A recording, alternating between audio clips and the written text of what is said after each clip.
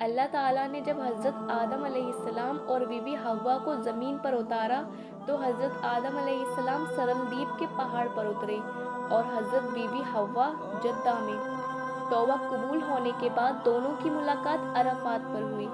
جب حضرت آدم علیہ السلام جنت سے آئے تھے تو ان سے عربی زبان بھی لے لی گئی تھی، یعنی بھلا دی گئی تھی۔ حضرت حوا 20 یا 40 بار حضرت آدم علیہ السلام سے حاملہ ہوئی۔ ہر حاملے میں ایک لڑکا اور ایک لڑکی پیدا ہوتے تھے۔ ایک حمل سے دوسرے حمل کے بچوں میں ایسا خون تھا جیسے مختلف ماں باپ کے بچوں کا ہوتا ہے۔ پھر اللہ نے حضرت آدم علیہ السلام کو حکم دیا کہ وہ ہر جوڑے کی شادی اگلی بار پیدا ہونے والے جوڑے سے کریں، یعنی ہر لڑکے کی شادی دوسری بار پیدا ہونے والی لڑکی سے کی جاتی تھی۔ اس وقت زمین پر ایسا قانون تھا کہ ایک حاملہ ہونے کے بعد دوسرا حاملہ ہوتا تھا انہی کا آپس میں نکاح کر دیا جاتا تھا، لیکن بعد میں اس قانون کو بدل دیا گیا۔ آپ کی اولاد میں آپ کے 2 بیٹے پیدا ہوئے جن کا نام حابیل اور قابیل تھا، جن میں سے قابیل بڑا تھا اور حابیل چھوٹا تھا۔ قابیل کھیتی کرتا تھا اور حابیل بکریاں چراتا تھا، جس میں سے قابیل نے اللہ کی حدوں کو پار کیا اور دنیا کا پہلا قتل کیا اور دنیا کا پہلا قاتل بھی بن گیا۔ واقعہ کچھ اس طرح ہے، قابیل اور اس کی بہن ایک وقت میں پیدا ہوئے تھے اور حابیل اور اس کی بہن اگلے وقت میں پیدا ہوئے تھے۔ قابیل کے ساتھ پیدا ہونے والی لڑکی کا نام اکلیمہ تھا جو بہت زیادہ حسین و جمیل تھی، اور حابیل کے ساتھ پیدا ہونے والی لڑکی کا نام لایودہ تھا جو خوبصورتی میں کچھ کم تھی۔ پھر جب حابیل نے قابیل کی بہن سے نکاح کرنے کا ارادہ کیا تو قابیل نے یہ چاہا کہ وہ اپنی بہن کا نکاح حابیل سے نہ کر کے خود ہی اپنی بہن سے نکاح کر لے۔ پھر جب یہ بات حضرت آدم علیہ السلام تک پہنچی تو حضرت آدم علیہ السلام نے اسے حکم دیا وہ حابیل کو نکاح کرنے دے۔ پھر بھی قابیل نے اس بات سے انکار کر دیا، جس پر اللہ تعالیٰ کے حکم سے حضرت آدم علیہ السلام نے دونوں کو اپنی اپنی قربانی دینے کا حکم دیا، یعنی جس کی قربانی قبول ہوگی وہی اکلیمہ سے نکاح کرے گا۔ اس زمانے میں قربانی دینے کا طریقہ یہ تھا کہ قربانی دینے والا اپنی اپنی قربانی سامنے رکھتا تھا اور آسمان سے ایک آگ اترتی تھی اور جس کی قربانی کو راکھ کر دیتی تھی، اس کا مطلب راکھ ہونے والی قربانی قبول ہوئی۔ تو حابیل نے اپنی طرف سے ایک موٹا تازہ جانور اللہ کی راہ میں قربان کرنے کے لیے پیش کیا، لیکن قابیل نے اپنی کھیتی میں سے کچھ گھٹیا قسم کی فصل پیش کر دی، تو دونوں کی قربانی سامنے تھی۔ پھر آسمان سے آگ اتری تو حابیل کی قربانی کو کھا گئی، لہٰذا حابیل کی قربانی قبول ہوئی۔ اس بات سے قابیل غصے میں آ گیا۔ جب دونوں قربانی دے رہے تھے تو وہاں حضرت آدم علیہ السلام بھی موجود تھے۔ حابیل کی قربانی جب قبول ہوئی تو قابیل حضرت آدم علیہ السلام سے کہنے لگا کہ اس کی قربانی اس لیے قبول ہوئی کیونکہ اس کے حق میں آپ نے دعا فرمائی تھی اور میرے حق میں آپ نے دعا نہیں کی تھی۔ اس کے بعد جب تنہائی میں قابیل سے یہ کہنے لگا کہ میں تجھے ضرور قتل کر دوں گا تاکہ تو میری بہن سے نکاح نہ کر سکے۔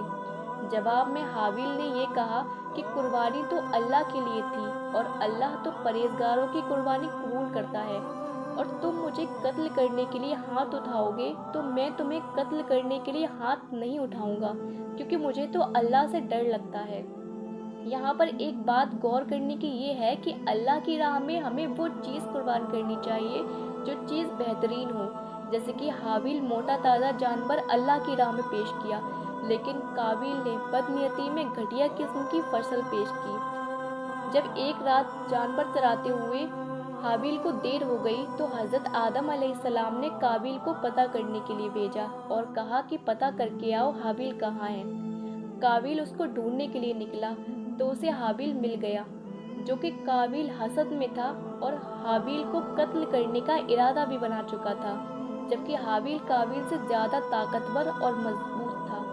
اس کے باوجود بھی حابیل نے قابیل سے یہ کہا تھا، تو نے میرے قتل کرنے کا غلط ارادہ کیا، لیکن میں اللہ کے ڈر سے تجھے قتل کرنے کا غلط ارادہ نہیں کروں گا، اس لیے میں چاہتا ہوں تو نے جو پہلے گناہ کیے اس کے ساتھ میرے قتل کے گناہ بھی تیرے سر پہنچے۔ چنانچہ قابیل نے کسی لوہے کی چیز سے حابیل کے سر پر وار کیا، اور ایک دوسری روایت میں آتا ہے کہ حابیل سو رہا تھا، تبھی قابیل نے اس کے سر پر کسی بڑے پتھر سے وار کیا، جس سے اس کا سر کچل دیا اور حابیل کی موت ہو گئی۔ حابیل کو قتل کرنے کے بعد قابیل ہڑبڑانے لگا کہ قتل تو میں نے کر دیا، لیکن اب میں اس کا کیا کروں؟ تبھی اللہ کی طرف سے بھیجا ہوا ایک کوا زمین پر آیا تو زمین کو کروڑنے لگا تاکہ اس کو دکھائے کہ اپنے بھائی کے جسم کو کس طرح چھپائے۔ یہ دیکھ کر قابیل کہنے لگا کہ ہائے افسوس، مجھے تو اس کوے کے برابر بھی نہ ہو سکا کہ میں اپنے بھائی کے جسم کو چھپا سکوں۔ پھر وہ شرمندہ ہوا۔ یا رسول اللہ صلی اللہ علیہ وسلم فرماتے ہیں کہ کوئی شخص کسی شخص کا ظلماً قتل کرتا ہے تو اس کے قتل کرنے کے گناہ کا ایک حصہ حضرت آدم علیہ السلام کے پہلے بیٹے کو بھی ملتا ہے، کیونکہ وہ پہلا شخص تھا جس نے قتل کا طریقہ شروع کیا۔ اپنے بھائی کو قتل کرنے کے بعد قابیل کو اسی دن اس کے کیے کی سزا ملی، چنانچہ اس کی پنڈلی اس کی ران سے چپک گئی۔ اس کو سزا بھی دی گئی کہ سورج جس طرف ہوتا قابیل کا چہرہ بھی اسی طرف رہتا۔ اس طرح اسے دوسروں کے لیے عبرت یعنی سبق کا نشان بنا دیا گیا، اور اسے جلد سزا بھی ملی کیونکہ اس نے اپنے ہی بھائی سے حسد کی اور اس کا قتل بھی کر دیا۔ حدیث میں آتا ہے کہ ظلم اور رشتہ توڑنے سے بڑھ کر کوئی گناہ اس لائق نہیں کہ اللہ اس کی سزا دنیا میں بھی دے اور آخرت کا عذاب بھی اس کے لیے ہے۔ حابیل ایک نیک اور اللہ کا فرما بردار بندہ تھا۔ قابیل کو اپنے بھائی کی عزت و سربلندی پسند نہ آئی اور حسد میں آ کر دنیا کا پہلا قتل کیا اور انسانیت کا قاتل بنا۔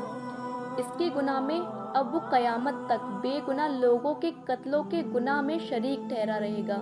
لہٰذا حسد ایک بری چیز اور بڑے گناہ کی جڑ ہے۔ حسد کی وجہ سے ہی قابیل نے حابیل سے دشمنی کی اور حسد کی وجہ سے ہی زمین پر انسانیت کا پہلا قتل ہوا۔ ابو ہریرہ رضی اللہ تعالیٰ عنہ سے ایک روایت ہے کہ رسول اللہ صلی اللہ علیہ وسلم فرماتے ہیں کہ حسد سے بچو، کیونکہ حسد ہماری نیکیوں کو ایسے کھا جاتی ہے جیسے آگ لکڑی کو کھا جاتی ہے، اور حسد سے بچو، حسد نیکیوں کی اس طرح تباہ کر دیتی ہے جیسے کہ ایک آگ گھاس کو تباہ کر دیتی ہے۔